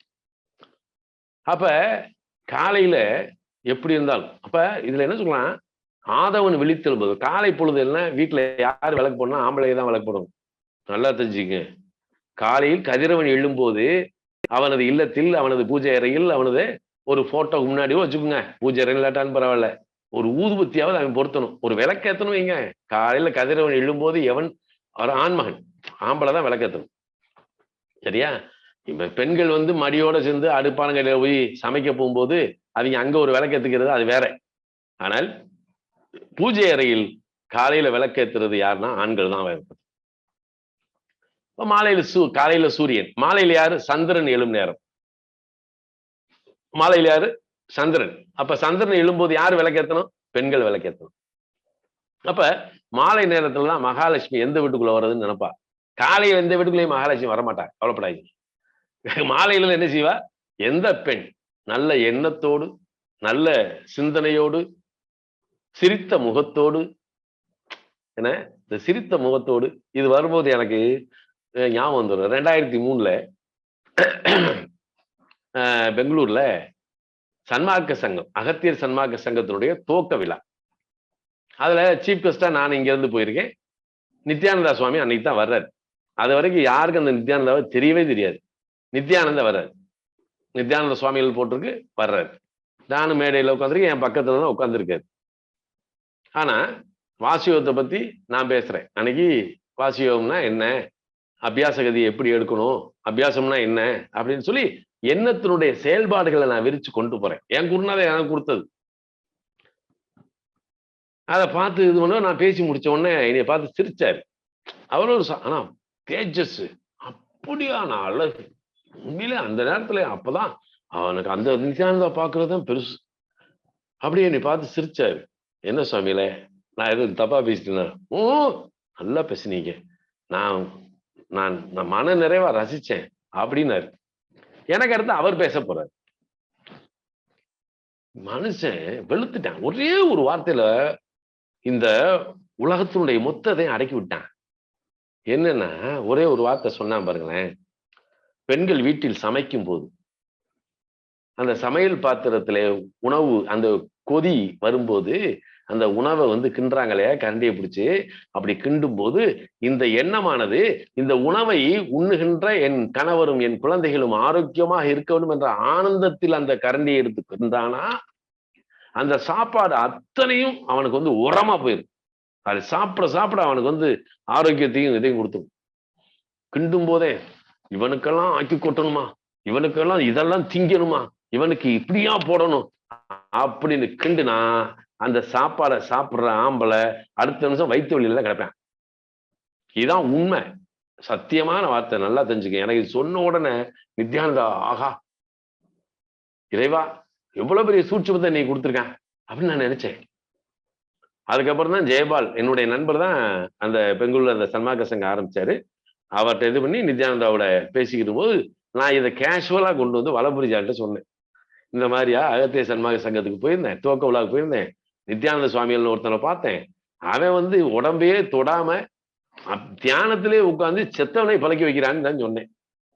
ஏன்னா அங்க ஒருத்தர் ஸ்டூடியோ ஓனரை கோமோல இருந்தவரை அவரு இதுல அவர் தியானத்துல அவரை குணப்படுத்தினாரு. உண்மையான விஷயம். அவர் எந்திரிச்ச உடனே இந்த இப்ப இருக்கக்கூடிய பெங்களூருக்குடைய ஆசிரமம் ரேபரலி இருக்க அது அவர் கொடுத்தது 200 ஏக்கர் ஃப்ரீயா கொடுத்தது. நானு வலம்புரிஜான் சொன்னேன், ஐயோ எனக்கு நான் உடனே பார்க்கணும் அப்படின்ட்டாரு. சரின்ட்டு ஜெயபாலுக்கு போன் பண்ணி இந்த மாதிரி வலம்புரிஜான் வந்து நித்யானந்தாவை பார்க்கணும்னு நினைக்கிறாப்புல ஒரு ஏற்பாடு பண்ணு அப்படின்னு சொன்னோன்னே நானும் வலம்புரிஜானும் பெங்களூர் போயிட்டோம். நித்யானந்தாட்டா டைம் வாங்கியாச்சு, வர சொல்லிட்டாரு, போயிட்டோம். போய் வலம்புரிஜான் ஏன்னா இவர் ஒரு மெம்பரா பார்லிமெண்டா இருந்தவர், ஃபேமஸானவர் இல்லையா. பார்த்த உடனே கொஞ்சம் நல்ல அந்யோன்யமானவொடனே உடனே இவர் வந்தவர் எழுதுறாரு குமுதத்துல, கதவை திற காற்று வரட்டும்னு சொல்லி நித்யானந்தா எழுதுற மாதிரி இவர் எழுதுறாரு வலம்புரிஜான். அதுக்கப்புறம் தான் நித்யானந்தா ஃபேமஸ். இல்லாட்டி இந்த உலகத்துக்கு நித்யானந்தா தெரிஞ்சுக்காது. நித்யானந்தாவை இந்த உலகத்துக்கு அடையாளப்படுத்தணும்னு புனையலாம். இது மட்டும் இல்ல, மிஸ்டிக் செல்வம்னு ஒருத்தர் இருந்தாரு, ஆன்மீக ஆராய்ச்சியாளர். 99ல ராமாச்சாரி கல்யாண மண்டபத்துல மகரிஷி என் கையில புடிச்சு கொடுத்தாரு. சுவாமி இவரை பார்த்துக்குங்க அப்படின்னாரு. அன்னைக்கு மிஸ்ரி செல்வம் ஆன்மீக ஆராய்ச்சியில மிகப்பெரிய ஆள். அவரெல்லாம் வந்து அவரை வந்து இந்த உலகத்துக்கு வெளிப்படுத்தினது, வெளிக்காட்டினது நான் தான். விருதுநகர்ல ஒரு சுவாமிகள் இருக்காரு, கரடி சுவாமிகள்னு சொல்லி. அந்த ஆளாக ஃபேமஸ் ஆக்குனது நான் தான். எனக்கு வாசியோகத்தை கொடுத்த இளங்கோ சுவாமிகள், அதாவது ஆதிகுரு தங்கவேல் சுவாமியினுடைய வழி வந்தவர் இளங்கோ சுவாமின்னு சொல்லி, அவரை வந்து இந்த உலகத்துக்கு அறிமுகப்படுத்தணும் புண்ணியாதான். பல சாமியார்கள் நான் வெளிப்படுத்திருக்கேன், நம்ம கையினால வெளியே வந்திருக்காங்க. ஆனா இதுல எங்க இளங்கோ சாமி எப்பயுமே சொல்லிடுவார், என்னை இந்த உலகத்துக்கு அடையாளப்படுத்திய மூர்த்தி எங்க புண்ணியாசாமி தான் அப்படிம்பாரு. அவர் உண்மையிலே எல்லா இடத்துலையும் சொல்லிடுவார். ஒரு மீட்டிங்ல எங்கேயாவது சந்திச்சிட்டோம்னா முதல்ல சொல்லிடுவார், நான் உங்களுக்கு இன்றைக்கு உங்கள் உள்ளத்தில் மனதில் நான் இருக்கிறேன் என்றால் அதற்கு காரணம் புண்ணியாசாமி தான் அப்படிம்பாரு. அவர் ஒரு மில் தொழிலாளியா இருந்தார் மெஜரா கோட்ஸ்ல. அவரை வந்து வெள்ளை வேஷ்டி வெள்ளை சட்டை உடுத்தி அழகு பார்த்தேன். ஏன்னா எனக்கு ஒரு மிகப்பெரிய ஒரு அபியாசத்தை கொடுத்த மகான். அவர் எங்க இருந்தேன்னு அந்த காலத்துல எல்லாம் எங்க எனக்கு தீட்சை கொடுத்த ஸ்பரிசு தீட்சை கொடுத்த ராஜகோபால் சாமிலாம் நிர்வாணி. அவங்களுக்கு இது நல்லது இது கெட்டது இது அழுக்கு இழுக்கெல்லாம் தெரியாது. அவன் இருக்கிறதே நரகல தான் உட்காந்துருப்பேன். அதை போய் ஐயோ நரகள் கிடைக்க அவன் யாருன்னு தான் நம்ம பார்க்கணும். அங்கிருந்து நமக்கு கிடைக்க வேண்டியது இருக்கே, அதெல்லாம் பார்க்கப்படாது. அவன் சாப்பிட்டதை பார்க்க முடியாது, தூங்குனதை பார்க்க முடியாது. அந்த ரோட்ல வந்து கிரிக்க மாதிரி சுத்துவாங்க. அவன் வந்து அழுகு ட்ரெஸ் போட்டுக்கிட்டு அப்படி இப்படி போய்கிட்டு இருப்பாங்க. நீங்க அவனை பார்த்தவொன்னே லூசுன்னு போயிடக்கூடாது. அவன் பெரிய அபியாசத்துல இருக்கிறவன். அவன் தூங்குனதை நீங்க பார்த்திருக்கீங்களா? சாப்பிட்டதை பார்த்திருக்கீங்களா? குளிச்சதை பார்த்திருக்கீங்களா? அவன் குளிச்சதே கிடையாது. அவன் பக்கத்துல உங்க நாராது, வீசாது. இதெல்லாம் எப்படி சாத்தியம்? இதுக்கு பேர் தான் சனிக்கேதுன்னு பேர். இந்த சனிக்கேது சாதுக்கள் அபியாசிகள் இதெல்லாம் பெரிய விஷயம். அப்ப இப்படி ஒரு இடத்துலதான் நாம என்ன பார்க்கணும், எப்படி விதைக்கணும், எண்ணத்தை எப்படி விதைக்கணும். ஒருத்தன் அழகாக நடந்து போகின்றான், சாலையிலே மிக அழகாக போகின்றான், பார்ப்பதற்கு மிக அழகாக இருக்கிறது. என்ன அழகா இருக்கான் பாரு அப்படின்னு மனசு ரசிச்சா உங்கள் உடலும் உள்ளமும் மிக அழகாக மாறும். ஒருத்தன் நல்ல ட்ரெஸ் போட்டு போறான், ட்ரெஸ் சூப்பரா இருக்குல்ல, அவன் எதிர்த்தாப்புல வர்றான், நம்ம கூப்பிட்டு தம்பி இந்த ட்ரெஸ் உங்களுக்கு நல்லா இருக்கு தம்பி அப்படின்னு மனசா சொன்னோம்னா, நாம் உடுத்துவது கோமணமாக இருந்தாலும் அது அழகாக இருக்கும். நான் சொல்றேன், கோமணம் உடுத்துறவன் கூட கோட் சூட் கொடுத்துருன்றேன். அப்ப இன்னொருவனை பார்த்து அகம் மகிழ்ந்து சொல்லுகின்ற அந்த ஆனந்தத்தை இந்த பிரபஞ்சம் ரசிக்கிறது. அவ்வளவுதான் வித்தியாசம், வேற ஒண்ணுமே கிடையாது. அப்ப ஒரு பெண் வந்து குழந்தை பெற்றுக்கிறது, என்ன குழந்தைய பார்க்க போறோம். அந்த இடத்துல புதுமண தம்பதி உள்ள வர்றாங்க. அந்த இடத்துல பிள்ளை இல்லாதவங்கன்னு சொல்லக்கூடாது. ஒரு புதுமண தம்பதி உள்ள வர்றாங்க. அப்ப அந்த பெண் ஆகப்பட்டவள், அந்த புது பெண் இருக்கே, அவவே அந்த குழந்தைய தூக்கிட்டு, அக்கா இந்த குழந்தை சூப்பரா இருக்கா, அழகா இருக்குக்கா, ஆனந்தமா அந்த பிள்ளைய கொஞ்சின அடுத்த 3 நாள்ல அவ கன்சீவ் ஆயிடும். இதுதான் மேட்டர். அப்ப இதுல போய் இவளெல்லாம் குழந்தை பெத்துக்காளே, எனக்கு எப்ப அப்படின்னு நினைச்சா கற்பை இறுகிடும், விரியாது. மேட்டர் தான். அப்ப வள்ளற்பெருமானு வள்ளலார் பாருங்க, மிகப்பெரிய ஒரு ரகசியம் பாருங்க. நான் வந்து அபியாச கதியில எல்லாம் இருந்து மந்திர ஜபம் அது இதெல்லாம் பண்ணிக்கிட்டு வர்றேன். அதுல ஒடுக்கத்தூர் சுவாமிகள் வந்து ஒரு காயத்ரி ஜபத்துல எப்படி அபியாசம் பண்றதுன்னு சொல்லி கொடுத்துருப்பாரு. காயத்ரி மந்திரத்துல மாத்திரை கணக்குல சொல்லி கொடுத்துருப்பாரு. அவருடைய இதை படிச்சு அவர் இதுல இருந்து எடுத்து என்னுடைய முதுகுத்தண்டுல, அதாவது அப்பயே அந்த குண்டலினி வந்து அப்படியே இன்ச்சு பை இன்ச்சு அப்படியே கொண்டு வர்றேன், ஏத்தி கொண்டு வந்துட்டேன். இது செஞ்சுக்கிட்டு இருக்கும்போது ஒரு திருவண்ணாமலை இருந்து ஒரு சுவாமி வந்துட்டாங்க. அவர் ரோட்ல போய்க்கு இருந்தவர் பசை விட்டு இறங்கி இங்க வந்துட்டார் விறுவிறுன்னு. அவர் யாருன்னு எனக்கு தெரியாது. மேல ஜபத்துல இருக்கேன், மேல வந்து எனக்கு அந்த அந்த அந்த நேரத்துலதான் என்ன செய்யறாரு, அந்த குண்டலினியை அப்படி தூக்கி எனக்கு கொண்டு வந்து நிப்பாட்டுறாரு கபாலத்துல. இது நல்லா ஏறி நிக்குது, என்னடா வித்தியாசமா இருக்கேன்னு சொல்லி அப்படின்னு கொஞ்ச நேரத்துல கண்ணு விழிச்சு பாக்குறேன், எதிர்த்தாப்புல உட்காந்துருக்காரு, யாருன்னே தெரியாது. ஆனா அபியாசம் வந்து வித்தியாசமா ஓடிக்கிட்டு இருக்கு, இதெல்லாம் இருக்கு. ஆனா இதெல்லாம் செஞ்சு இதுல எல்லாம் போய் இருதயத்தினுடைய நிலையை பார்த்து, கல்லீரலை தனியா பார்த்திருக்கேன், இறப்பை என் உடம்புக்குள்ள இருக்க அத்தனை அவயங்களையும் என்னுடைய அபியாசத்துல இயக்கியிருக்கேன், தனித்தனியா எடுத்து இயக்கியிருக்கேன். போகலாமா போகலாம், உடல்ல அத்தனையும் உருட்டிட்டேன். நல்லா இருதயம் மட்டும் அப்படியே என்ன செய்யணும், உட்கார்ந்து கொஞ்ச நேரம் இந்த இருதயத்துல டபக் டபக் டபக் டபக்னு அதோடைய அந்த ஆப்ரேஷன் சிஸ்டம் வந்து எனக்கு நல்லா தெரியும். அப்படியே துடிக்கிறத ரசிச்சிருக்கேன். ஆனால் இயல்பாக நான் வந்து ஒரு சன்மார்க்க ஜோதியை வந்து பார்க்க வேண்டிய ஒரு சூழல் கிடைத்தது. சன்மார்க்க ஜோதியை பார்க்கிறேன். பார்த்து முடிச்சதுக்கு பின்னாடி இயற்கையா எனக்கு ஒரு என்னுடைய புக் லைப்ரரி இது இருக்கு, நிறைய இருக்கு. இதுக்குள்ள இந்த அட்டை கிடந்திருக்கு. அது எனக்கு தெரியல. எடுத்து ஏதோ நான் எது இருந்தாலும் சரி பத்திரப்படுத்துவேன் அப்படின்னு எடுக்கும்போது மகாமந்திரம் அப்படின்னு ஒண்ணு வருது. மகாமந்திரம். என்ன மகாமந்திரம்? என்ன மகாமந்திரம்? நான் மந்திரம்னா என்ன சொல்லிருக்கேன்? மகாமந்திரம்னா பூரா சமஸ்கிருதத்துல தான் இருக்கும். ஏன்னா நம்ம சமஸ்கிருதத்தை தான் அத்தனை போட்டு மந்திரத்தை ஜெபம் பண்ணிக்கிட்டு இருக்கோம். தமிழ்ல எந்த மந்திரமும் இல்ல. மகாமந்திரம் என்ன? அதுல உடனே போட்டுருக்கு, மகாமந்திரம் போட்டிருக்கு. அப்பா நான் வேண்டுதல் கேட்டருள் புரிதல் வேண்டும், ஆறுயிர்களுக்கெல்லாம் நான் அன்பு செயல் வேண்டும், எப்பாரும் எப்பதமும் எங்கனும் நான் சென்றே எந்தை நினது அருட்புகழை இயம்பிடல் வேண்டும், செப்பாத மேனிலை மேல் சுத்த சிவமார்க்கம் திகழ்ந்தோங்க அருட்ஜோதி செலுத்திடல் வேண்டும். அடுத்து கவனிக்கணும். தப்பேது நான் செய்யணும் நீ பொறுத்தல் வேண்டும், தலைவா நின்னை பிரியாத நிலைமையும் வேண்டுவனே. முடிஞ்சியா சார்? அன்னைக்கு இந்த மகாமந்திரத்தை நான் வாதிச்சுட்டு போறேன். எனக்கு ராகமெல்லாம் தெரியாது. நான் அப்ப சன்மார்க்கத்துக்குள்ள இல்ல. ஏடா அருமையா இருக்கே. அது என் மனசை கவர்ந்துருச்சு. அப்பா அப்பா யாரு? இறைவா. வள்ளலார் சொல்றார். கீழே வந்து வள்ளலாருடைய மகாமந்திரம். ஓ பெருமான். அப்ப பெருமான் தெரியாத ஒண்ணுங்க. வெறும் வெள்ளை வெட்டி சன்னியாசி அந்த ஆளு. வள்ளலார்ன்றது யாருன்னு எனக்கு தெரியாது. அப்படி தூக்கி பார்த்துட்டு ஆஹா என்ன அழகான வார்த்தைகள். மனசு அதுக்குள்ள லைக்குது. அப்பா நான் வேண்டுதல் கேட்டருள் புரிதல் வேண்டும். ஒரே வார்த்தையில் முடிச்சிட்டாரா என்னத்தை? அப்பா நான் வேண்டுதல் கேட்டருள் புரிதல் வேண்டும், ஆறு உயிர்களுக்கெல்லாம் நான் அன்பு செயல் வேண்டும். இரண்டாவது கோட்பாடு வரும். எப்பாரும் எப்பதமும் எங்கனும் நான் சென்றேன் எந்தை நினது அருட்புகளை இயம்பிடல் வேண்டும். இறைவா உன்னை உச்சரிச்சுக்கிட்டே இருக்கும்டா. நான் சொல்றேன் தப்பேது நான் செய்யும். ஒரே வார்த்தை. நாம என்ன குற்றம் செஞ்சாலும் சரி தப்பேது நான் செய்யும் நீ பொறுத்தல் வேண்டும். நீதாண்டா பொறுக்கணும். யார்கிட்ட சொல்றாரு? இறைவன்கிட்ட சொல்றாரு. இந்த இறைவனுக்கு உருவப்படுத்தினாரா? கிடையாது. தப்பேது நான் செய்யணும் நீ பொறுத்தல் வேண்டும், தலைவா நின்னை பிரியாத நிலைமையும் வேண்டுவனே. ஒரே வரையில முடிச்சிட்டாயா மனுஷன். அத பாடுன அன்னைக்கு சத்தியமா சொல்றேன், அன்னைக்கு இதை பாடிட்டு நான் பண்றது பூரா சமஸ்கிருத பூஜை ஜபம் எல்லாமே. ஆனா அன்னைக்கு இதை பாடிட்டு நான் போறேன். அன்னைக்கு என் வாழ்க்கையில நடந்த மன மகிழ்ச்சியான விஷயங்கள், மாறுபட்ட செயல்பாடு, அப்படியே இந்த பிரபஞ்சம் எனக்கு வித்தியாசமா தெரிஞ்சது. அன்றைக்கு நடக்க அத்தனை செயல்கள் வேறுபாடா தெரிஞ்சது. ஆனா இதனாலதான் நடந்துச்சுன்னு நான் சிந்திக்கல. அன்னைக்கு வித்தியாசம் தெரிஞ்சு. ஆனா மறுநாள் வந்து என்னுடைய ஜபத்துல போய் இந்த அட்டையை தொடும்போதான் தெரிஞ்சு, நேற்று வாசிச்சுட்டு போனோமே எவ்வளவு அழகாக இருந்தது அதுன்னு மறுநாள் வாசிக்கிறேன். இன்னைக்கு வரைக்கும் வாசிக்கிட்டு இருக்கேன்.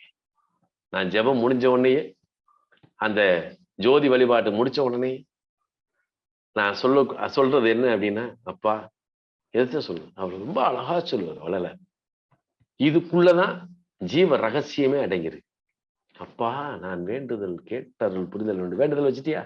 நான் வேண்டுதல் கேட்டருள் புரிதல் வேண்டும். நான் சொல்றதை நீ கேட்டு எனக்கு செய்யி. அதை எப்படி சொல்றாரு? பவ்யமா சொல்றாரு. அப்பா கையேந்து. அப்பா நான் வேண்டுதல் கேட்டு, நம்ம போய் அவர்கிட்ட போய் உட்காந்து அப்பா நான் வேண்டுதல்லாம் கேட்டருள் புரிதல் என்ன அப்படின்னு நான் சொல்ல முடியும்? நல்ல இல்ல. அப்பா அந்த பணிவு தானா வரணும். அப்பா நான் வேண்டுதல் கேட்டருள் புரிதல் வேண்டும், ஆறு உயிர்களுக்கெல்லாம் நான் அன்பு செய்ய வேண்டும். எல்லா உயிரும் இது அன்பு செலுத்தணும்ப்பா. அதுக்கு நீ தாண்டா எல்லாம் அவர் மேல சாடுறாரு. என்ன? எப்பாரும் எப்பதமும் எங்கனும் நான் சென்றேன். எங்க போனாலும் சரி உன்னுடைய நினப்பு இல்லாம இருக்கக்கூடாது. நீ எப்பயும் நினைப்பவர்களா நீ என்னோட இருக்கணும்னு அர்த்தம். வேற ஒண்ணும் இல்லை. இப்படிப்பட்ட சூழல்ல எனக்கு ஆசாபாசம் இருக்கு. இந்த உலகத்து மேல எவ்வளவோ ஆசைப்படலாம். என்ன மண்ணாசை, பெண்ணாசை, பொன்னாசையை வந்து நான் நீக்கணும் இல்ல. இந்த 3 ஆசையும் எனக்கு இருக்கு. நான் மனித பிறவி. உன்னைய மாதிரி வந்து தவப்பிறவி இல்லை. உன்னை மாதிரி இறைவன் கிடையாது நானு. அப்ப இந்த 3 ஆசைகளை சுமந்துக்கிட்டு இருக்கக்கூடிய வந்து ஒரு சடப்பிண்டம் தான் இது. அப்ப நான் செய்யக்கூடிய தப்பு தப்பேது நான் செய்யணும் நீ பொறுத்தல் வேண்டும். ஒரே வார்த்தையில நம்ம தப்ப புறம் கிளியர் பண்ணி விடுற. எப்படி பாருங்க, இந்த பாடலை நீங்க என்ன செய்யணும்? அழகா பாடுங்க. தினந்தோறும் உங்க காலையில ஒரு விளக்கு ஏத்தி வச்சுட்டு, நல்ல தமிழ்ல பாத்தீங்கன்னா விநாயகர் அகவல் இருக்கு. இன்னைக்கு நான் ஜோதிடத்துக்குள்ள போல, ஆனா அதுக்கு ஒரு செய்தி நான் சொல்லிடுறேன். ஒரு விளக்கு ஏத்துங்க, ஒரு பத்தியை பொருத்துங்க, ஒரு சின்ன தீபத்தண்டை வச்சுக்கிட்டு அந்த தெய்வத்துக்கு இது பண்ணுங்க. அதுக்கு முன்னாடி என்ன செய்யணும் அப்படின்னா, சாதாரண எந்த புத்தகத்தை வாங்கினாலும் சரி, அதுல ஒரு விநாயகருடைய இதை போட்டுப்பாங்க. விநாயகர் அகவல்னு ஒண்ணு இருக்கு. இந்த விநாயகர் அகவல்ல இருக்கக்கூடிய இது மிகப்பெரிய சிறப்பானது. சீத கவல செந்தாமரை புகழ் அந்த இது இருக்கு இல்லையா, அந்த விநாயகர் அகவல் இருக்க, அதுக்குள்ள மிகப்பெரிய சூட்சுமம் இருக்கு. நான் வேதாரண்யத்துக்கு கோரக்கருடைய சமாதிக்கு போய்கிட்டு இருக்கேன் கார்ல. ஒரு மகான் எனக்கு முன்னாடி உட்கார்ந்துருக்காரு. ஒரு சாமியாரெல்லாம் போறோம்.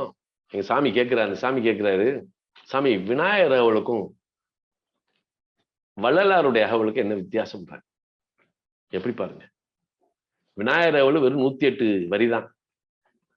இவரு வள்ளலார் எழுதுறது 1596 வரி.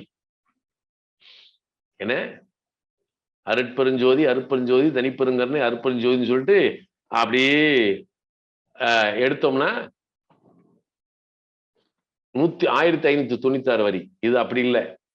ஆனா இந்த அகவலை நம்ம பாடிக்கிட்டு இருக்கும் போதே உயிர் மூச்சுல இருந்து, இந்த கபால கதியிலிருந்து முதுகுத்தண்டின் மூலமாக ஏறுகின்ற அந்த குண்டலி சக்தியை உணரலாம். அதுக்குள்ள அப்பேற்பட்ட ஒரு வரிகள் ஔவையுடைய அகவல்ல இருக்கு. என்ன அப்ப தினந்தோறும் ஒண்ணும் இல்லை, தினந்தோறும் இந்த விநாயகர் அகவல் ஒரு 3 நிமிஷம் ஆகும். அதை ஒழுங்கா படிக்கணும். அதுக்கடுத்து முடிஞ்சா கந்தசஷ்டி கவசம் படிக்கலாம். கந்தசஷ்டி கவசம் படிப்பவனை காலனே தொட முடியாதுன்னு ஒரு சட்டம் இருக்கு தெரியுமா? கந்தசஷ்டி கவசம் படிக்கிறவனுக்கு காலன் இவனை தொட முடியாது. காலன் வந்தா அவன்கிட்ட கேட்கணும், என்னப்பா இதுக்காக வந்திருக்கேன், பொறு வேலை இருக்கு சொல்லலாம். அதுக்கடுத்து என்ன செய்யணும்னா, ஒரு அம்பாளுடைய நிலை நமக்கு வேணும். அப்ப எந்த இடத்துல நம்ம வாழ்றோமோ, எந்த ஊர்ல நம்ம வாழ்றோமோ, அந்த ஊர்ல இருக்கக்கூடிய சிவாலயத்தில் இருக்கக்கூடிய அம்பாள் இருக்கும். அதுக்கு எங்கிட்டாவது ஒரு ஸ்லோகமோ அதாவது ஒரு பாட்டோ இருக்கும். அதை நம்ம எடுத்துக்கணும். இப்ப நான் மதுரையில் இருக்கேன்னா எனக்கு மீனாட்சி போட்டி, அங்கே இருக்க நம்மையை ஊற்றும் அகிலாண்ட நாயகியை ஊற்றும் மரமனை மரம்பு ஊற்றும் மரமக்குமை மூட்டி அப்படி வந்து விட்டு இந்த 108 போட்டி இருக்கே, இதை நம்ம வாசி. அதுக்கு மேல காமன். இதுல இன்னும் ஒரு பக்கம் என்ன தெரியுமா, ஒரு விஷயம் பாருங்க. இன்னைக்கு கிருத்திகை சரியா, இப்ப இதுக்கு அடுத்து ரோகிணி, அதுக்கடுத்து மிருகசீரிடம், இதுக்கடுத்து திருவாதிரை வரும். அப்ப நாளைக்கு வியாழக்கிழமை ரோகிணி, வெள்ளிக்கிழமை மிருகசீரிடம், சனிக்கிழமை திருவாதிரை. இந்த திருவாதிரை சொச்சம் ஞாயிற்றுக்கிழமை வருதான்னு பார்த்துக்கணும். ஏன்னா நான் இன்னும் பார்க்கல, இருக்கலாம். இந்த ஞாயிற்றுக்கிழமையும் திருவாதிரையும் சேர்ந்து வருது பாருங்க. இந்த நாள் என்னைக்காவது கிடைச்சுன்னா நல்லா பாருங்க. ஆனா திருவாதிரை நட்சத்திரத்தை நீங்க என்ன செய்யணும்னா, ஞாயிற்றுக்கிழமையா இருந்தா பகல்ல பாடணும், திங்களா இருந்தா மாலை நேரம் எடுத்துக்கணும், செவ்வாயா இருந்தா பகல்ல எடுத்துக்கணும், புதனா இருந்தா மாலை நேரத்துல எடுத்துக்கணும், வியாழன் கம்பல்சரியா காலை பொழுது, வெள்ளி மாலை பொழுது, சனி மாலை பொழுது, ஞாயிற்றுக்கிழமை பகல் பொழுது. என்ன செய்யணும்னா, இந்த நாள்ல இந்த திருவாதிரை நட்சத்திரம் வரலாம், அதுக்காக சொல்றேன். இந்த திருவாதிரை நட்சத்திரத்தை வந்த அன்னைக்கு நடராஜர் 10 அப்படின்னு ஒண்ணு இருக்கு. மன்னாதி பூதமுது விண்ணாதி அண்டம் நீ மறைநாங்கும் அடிமுடியும் நீன்னு ஒரு பாட்டு இருக்கு. நடராஜர் 10. என்ன அந்த 10 திருவாதிரை நட்சத்திரத்துல பாடணும். அப்ப திருவாதிரை நட்சத்திரத்துல உங்க வீட்டுல விளக்கேத்தி இந்த நடராஜர் 10 நீங்க பாடினீங்கன்னா, சார் உங்க தாத்தன் பாட்டன் பூட்டன் காலத்துல இருந்த அத்தனை தோஷத்தையும் நீக்கணும் சார், கொலைபாதகத்தெல்லாம் நீக்கணும் சார். இந்த நடராஜர் 10 பாடினவங்க வீடெல்லாம் பாருங்களேன், அப்படியே கலகலகலன்னு சலங்கி ஒடிக்கிற மாதிரி இருக்கும். இது ஒரு டெக்னிக், இது ஒரு சூட்சுமம். இதுக்குள்ள என்ன அப்படின்றது சந்தேகத்துக்கு வந்துடக்கூடாது. ஏன்னா இது செஞ்சா என்ன ஆகும் சந்தேகத்துக்கு, இதுக்குள்ள நீங்க சந்தேகம் கேட்கவே கூடாது. எதுக்கு சொல்றேன் அப்படின்னா, நடராஜர் 10 பாடி பார்த்துட்டு உனக்கு என்ன ஆத்மார்த்தமா பாடுது. என்ன ஆத்மார்த்தமா அதுல கடைசி ஸ்லோகமெல்லாம், கடைசி பாட்டெல்லாம் ஏன் கேக்குறீங்க, அடுத்த வாரம் அந்த பாட்டை எடுத்து வச்சு உங்களுக்கு பாடி நான் ஒரு விளக்கம் தர்றேன். அதுல என்னென்ன மாதிரியான பொக்கிஷங்கள் இருக்கு. சரியா? ஆனா அது வரைக்கும் நீங்க என்ன செய்யணும், இந்த பாடல் நீங்க பாடுங்க. இந்த மகாமந்திரம் கிடைச்சுன்னா பாருங்க. இல்லாட்டி நான் உங்களுக்கு இதுல கூட நான் எடுத்து போட்டு விடுறேன். நம்ம ஆன்மீக ஜோதிடத்துல அத ஒரு போட்டோ போட்டு விடுறேன். நல்லா டெய்லி அத நீங்க மனனம் அதாவது மனம் வந்துரும். அப்பா நான் வேண்டுது. இது இது நீங்க சொல்லி பாருங்களேன். அதாவது குற்றம் குறை நீக்கி அத்தனையும் நம்மள விட்டு விலகி அவ்வளவு அழகா அற்புதத்தை தரும். இது மிகப்பெரிய ஒரு ரகசியம். இது எத்தனை வருஷமா? கிட்டத்தட்ட ஒரு 25 ஆண்டுகள் என்னோடு இருந்தது இன்னைக்கு தான் நான் வெளியே சொல்றேன். நான் கண்டதை சொல்றேன். நான் காணாதெல்லாம் சொல்றதுக்கு எனக்கு வேலையே கிடையாது. எல்லாரும் பாடுங்க. எல்லார் வாழ்க்கையிலும் ஒரு மாற்றம் உண்டு. உங்கள் இல்லத்திலே ஒரு மிகப்பெரிய ஒரு மாற்றம் வரும். அந்த இல்லத்தினுடைய நிலையில இருக்கிறதே மாற்றம் வரும். நல்லா தெரிஞ்சுக்கங்க. நீங்க வசிக்கக்கூடிய அந்த வீட்டுக்குள்ள இத பாடும்போது அப்படியே மாற்றம். அப்ப ஒரு விநாயகர்கள் இந்த பக்கம் வந்து கந்தசஷ்டி கவசம், ஒரு அம்பாளுடைய நிலை. இந்த அம்பாளுடைய நிலைய ஏதாவது எடுத்தோம்னா பொதுவா காமாட்சி கூட எடுத்துக்கலாம். காமாட்சி அஷ்டோத்திரம்னு ஒண்ணு இருக்கு. அதை நீங்க எடுத்துக்கலாம். அழகா படிக்கலாம். அது ராகமா தான் பாடியிருப்பாங்க. சினிமா பாடலோட அதை போட்டிருக்காங்க. அதை நல்லா அழகா பாடிட்டு சொக்க அந்த நம்ம அப்பனுக்கு ஒரு பாட்டு இருக்கு இல்லையா, அதையும் பாடிட்டு அப்படின்னு என்ன இதெல்லாம் நீங்க பாடலாம். அதே மாதிரி பெருமாளுடைய 108 நாமங்கள் இருக்கு. சரியா? ராகவா, கேசவ, மாதவா அப்படின்னு சொல்லி ஒரு 108 இது இருக்கு. அதை நான் உங்களுக்கு கொடுக்குறேன். இதெல்லாம் நீங்க வந்து அதாவது பிரேயர்ல விருப்பம் இருக்கிறவங்க, சாரி நான் இது வந்து நீங்க பிரேயர் பண்ணுங்க அப்படின்லாம் நான் சொல்ல மாட்டேன் சார். It's not compelled. ஆனா உள்ளபூர்வமாக அந்த உள்ளத்தில் ஒரு நல்ல ஒரு எண்ணத்தை விதைத்து இந்த 3 காலத்தினுடைய நிலையில் உங்கள் சிந்தனையை சரியாக செய்து நான் சொன்ன இந்த மார்க்கத்துல உள்ள போங்க. ரொம்ப விசேஷமா இருக்கும்.